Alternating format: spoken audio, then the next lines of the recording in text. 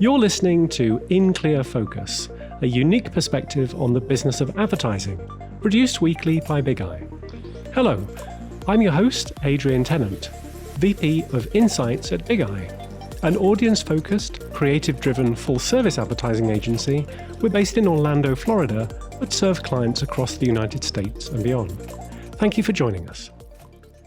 Last November, ThinkTV, a marketing and research association dedicated to commercial television in Canada, held an event examining the relationships between media, marketing, and effectiveness.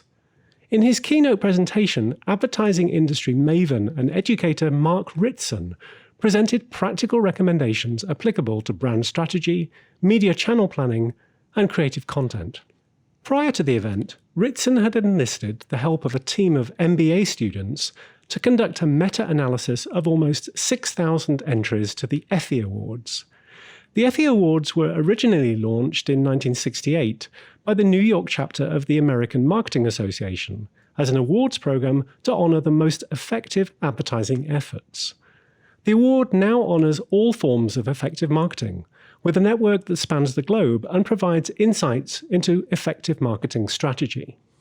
Ritson and his team coded the material featured in the Effies case studies and mapped the information against the results generated by the strategies described.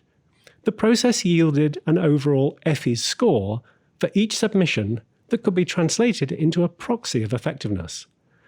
The research team found a consistent correlation between the brands with the highest scores and their return on investment.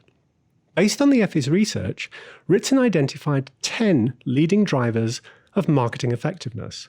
To talk about marketing effectiveness, I'm joined here in the studio by Dana Cassell, Bigeye's senior strategist. Welcome back to In Clear Focus, Dana. Thanks. I'm so glad to be here. So Dana, working with clients, how do you typically define marketing effectiveness? Marketing effectiveness for our clients is about the extent to which our marketing efforts meet the strategic goals that we set with our clients before we engage with them. Perfect. So let's dive into the first of those 10 drivers, which is brand size. Yeah, brand size. This came right out of the study. So the correlation between the scores and the effectiveness. And this is really the idea that bigger brands have an unfair advantage. Brands that are currently bigger at the time of the study of their campaign because they have a larger share of voice or a larger share of shelf. So this is kind of an unfair advantage for a challenger brand or a new brand. If you've been around a while, you're a more established brand, it is more likely that you'll have a higher score for effectiveness just due to the size of the brand. But luckily for other brands that aren't naturally huge, other factors come into play like creativity, Adrian. Yeah, we talked about this in the first episode of In Clear Focus earlier this year. Exceptional creative can help brands, big or small, make an outsized impact. Ritson cited research by Nielsen Catalina Solutions, which attributed 47% of sales contribution delivered by 500 campaigns to creativity. The only other individual factor to come close in terms of impact was reach, which was found to contribute 22% of campaign effectiveness. If we think about the differences between brand building campaigns and those focused on short-term activation, it's those brand building campaigns, those without a specific offer or promotion attached to them, that also tend to offer more creative opportunities for storytelling. So talk to us a little bit about brand codes, Dana. Brand codes. The data nerd in me loves the idea of brand coding. And in the study, we're talking about how a wide range of assets in a campaign, like logos or taglines, font, graphics, can be codified and measured for effectiveness. The quote from the study that I love is that you really can't over-codify a brand's touchpoints. He challenges us to try it will only make money. So codifying is all about making a brand or a product distinct from its competition by testing the value of different pieces of its assets. And often he notes marketers or people on the client marketing team can get touchy about this because we're so close to the development of all of these pieces, and we can become over-attached to the way they are in their current state. So brand coding helps us to remove some of our personal feelings and attachments from these elements of the brand and really understand what are the most effective manifestations of those brands over time. And am I right in thinking that consistency is going to be a key with that brand coding? Consistently coding pieces of the brand? Sure, absolutely. In all measurement, that's important. And as we code something, we can learn about that element, for instance, the logo. And over time, we can even break the logo into additional code. So once we find a little data point that seems to have some juice in it, we can keep breaking it down. So I think this is what he mentions. There's not really an opportunity to overcode. We can find what's happening and then dig deeper, right size that for the moment, and then move on. And of course, as time passes, consumer trends and behaviors do too. So we can code over time and find new changes. It's a nice way for me to remove the emotion from the creative pieces of the brand. So what did you learn from this study about long and short form communication? This was really interesting. Ritson calculated the payback from longer running campaigns compared to shorter ones, found that there is a correlation between the number of weeks and months a campaign runs and its Effie score. So a focus on short-term activation, which if you think about it is what most performance marketing in the digital space is typically focused on, he found it can have a detrimental effect on long-term brand building, which is all about building associative memories. So Dana, I know you and I love to talk about the grocery wars. If you're located here in the southeastern United States, think of the public supermarkets TV spots around the holidays. Strategically, those are 100% brand building designed to evoke feel-good emotions. Two of the best-known researchers in the field of marketing effectiveness, specifically from advertising, both of which happen to be from the UK, are Les Binet and Peter Field. In their analysis, they recommend that 60% of marketing resources should go to long-term brand building and 40% to short-term activation. So the practical issue for many of us is that business cycles are often shorter than these findings suggest would be optimal.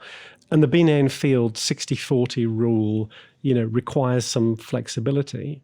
And also, kind of thinking about the channel mix is an important part of that. Yeah, one element of this study that I found interesting is that the concept of balancing mass and targeted marketing. So obviously, this is a debate well discussed in our field, whether mass or targeted marketing is the right approach for marketers. So essentially, before 2011, segmentation and targeting were dominating, and then we've had a shift toward a more balanced approach, becoming more and more common. I think what's important here is understanding what mass means for your brand. Learning from the Effies study, rather than taking an either-or mindset, both strategies are required for success. So targeting can be useful for performance marketing campaigns with short-term impact. Mass is obviously helpful for brand awareness, broader audiences, long-term brand building. But knowing what's mass for your brand in your space is important. We wouldn't want to dilute our targeted efforts by trying to go too broad in mass media.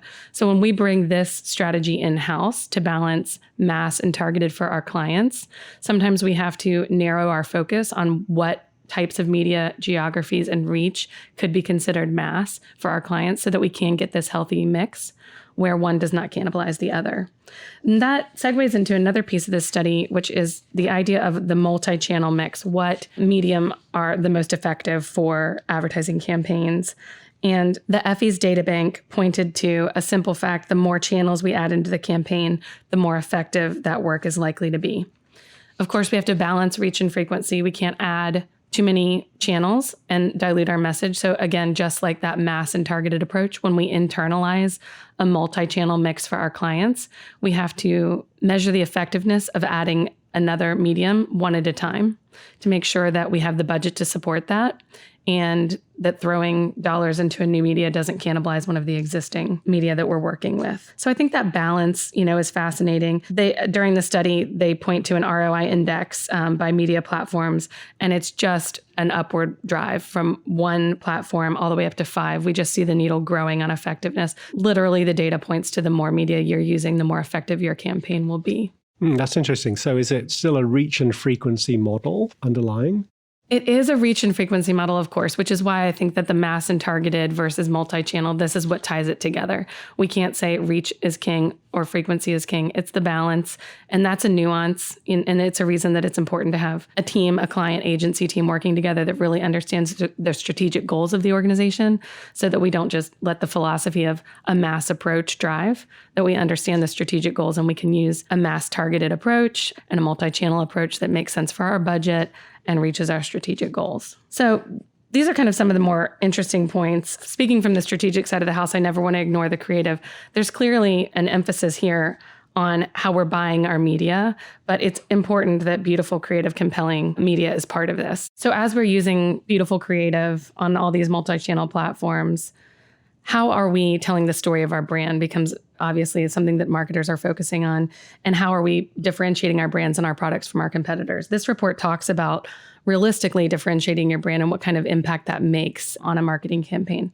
What did you learn about realistic differentiation through this Effie study? Yeah, that actually achieving brand differentiation, once again, corresponded with a strong Effie score. Mm-hmm. But Ritson does point out that the concept of differentiation is potentially a bit of a slippery slope. And he also mentioned, Professor Byron Sharp's research, which is summarized in the book, How Brands Grow. The book was published back in 2011, but it's still very relevant to today. The book is based on work done at the Ehrenberg Bass Institute of South Australia. And it's really a manifesto for evidence-based marketing. That is what actually works in practice rather than what should work based on somebody's marketing theory. And Ritson and Sharp both seem to agree here that brands are actually pretty small considerations, in most consumers' lives. So differentiation is achieved through salience, first of all. That is whether a brand, immediately comes to mind when a customer is in a sort of buying situation. Second of all, understanding the competition, and using that knowledge to stand out in whatever modest way is obtainable in practice. And third of all, brand associations, because no brand sort of lives on an island. Sure. I can see how codifying and differentiation are correlated. So Dana, I feel like the next point was made for you, the importance of setting meaningful and strategic objectives. Isn't it beautiful? It's the last one on my list and something I'm thrilled to discuss. Setting between 2 to 5 strategic objectives led to strong performance on the Effie score spectrum. And as a strategist, of course, I'm thrilled that it's included in the list. More than that, I'm thrilled that the data points to it needing to be included in the list. So even in the papers that were written as Effie submissions, the research team found relatively few campaigns laid out true strategic aims. That is disappointing, but not necessarily surprising to me, because I think we go really quickly. We have a tendency in our industry to go really quickly into tactical goals as opposed to strategic goals. So one example of this that is an actual example from the 2017 Effies Awards is the Australian Dares iced coffee case study. And it won a grand Effie that year. And they did set out a strategic goal. And their strategic goal was to increase consideration of the brand among blue-collar workers from 15 to 65% in a 5-year span. And I went into a rabbit hole of watching the ads that were created from this campaign, and I would encourage you to do the same. They have this campaign that talks about Dare iced coffee being the choice when your head is all over the place or when your place is all over your head, depending on how the campaign is running at the time. They were making a move to help this iced coffee become a habitual choice for when consumers aren't thinking straight. So the blue collar set, there's obviously, that's a great market that they're trying to expand into. And they achieved that strategic goal over time. They had a 300% increase in sales in 5 years following this campaign. And it's interesting to find they have 8 products. As of now, here in 2020, they only have 8 products.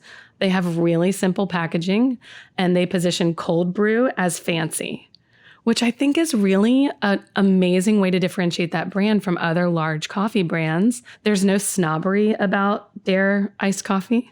And I love that they had this strategic objective to kind of speak to the everyman, the average consumer, to find a new market. So it's beautiful as a strategist for me to see that it's included. It was lovely to watch a case study of a brand find a way to become the leading brand in their category through strategic differentiation.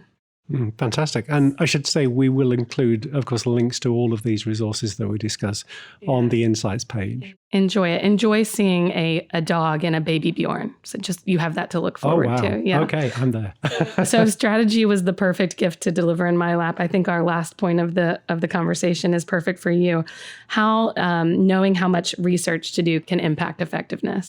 Yeah, well, of course, I was delighted, but not surprised that research is identified as a driver of marketing effectiveness. Ritson's presentation underscored the value of the approach we take here at Bigeye. That is that research is absolutely vital in making sure the foundational basis of a campaign is sound. We know that research is key to unlocking the right audience targeting, brand positioning, and establishing the optimal balance of long and short-term campaigns. Enough said. So Dana, what's your take on Ritson's research methodology? I love the concept of trying to figure out the common ground between campaigns from different parts of the world with different objective strategies, products, brands, business motivations. Finding common ground in a set this big, 6,000 entries, is a huge undertaking. And I think in the industry, we have a lot to learn when someone sets about to do this kind of research. There are obviously downsides to it. I think the first point we made was brand size impacts effectiveness. That's kind of a want, like, well, what if I'm not a big brand? There's a whole piece of this research that doesn't apply. Share of voice, share of shelf is another, it's something that's hard to apply to myself if I'm not the leading huge brand in my category. So there's pieces of this methodology that I think are difficult, but in an overarching way, I love to see the common ground between those 6,000 entries, all of whom believe that they have a campaign that has produced enough effective result for their client that they're worth examining for an award. And awards driven on effectiveness obviously capture the heart of a strategist. Yeah. What did you think about the findings in the study? I think for me, what was really interesting was that we have perhaps a sense of some of these things being important, but rarely do we have access to empirical evidence that is the case. I mean, we see our statistics from the campaigns that we run, and oftentimes it's very hard when you're working with a client who has maybe worked with a number of advertising agencies over the year to really compare apples to apples. For me, obviously, the big part was, of course, learning that research is fundamental, but also understanding the nuances of long-term versus short-term campaign thinking. And to your point, brands that are already famous tend to stay famous. But that isn't to say that a smaller brand can't compete and find a niche for itself and then follow the same rules as the bigger brands to develop their own degree of fame. Sure. Dana, thank you very much for joining us again today. Thanks for having me. Anytime you want to talk about strategy and research, Adrian. My thanks to Dana Cassell, Senior Strategist at Bigeye. You can find links to the resources we discussed on the In Clear Focus page at bigeyeagency.com under Insights. And please consider subscribing to the show on Apple Podcasts, Spotify, or your favorite podcast player. And if you have an Amazon Echo device, you can use the In Clear Focus skill to add the podcast to your flash briefing. Thank you again for listening to In Clear Focus, produced by Bigeye. I've been your host, Adrian Tennant. Until next week, goodbye.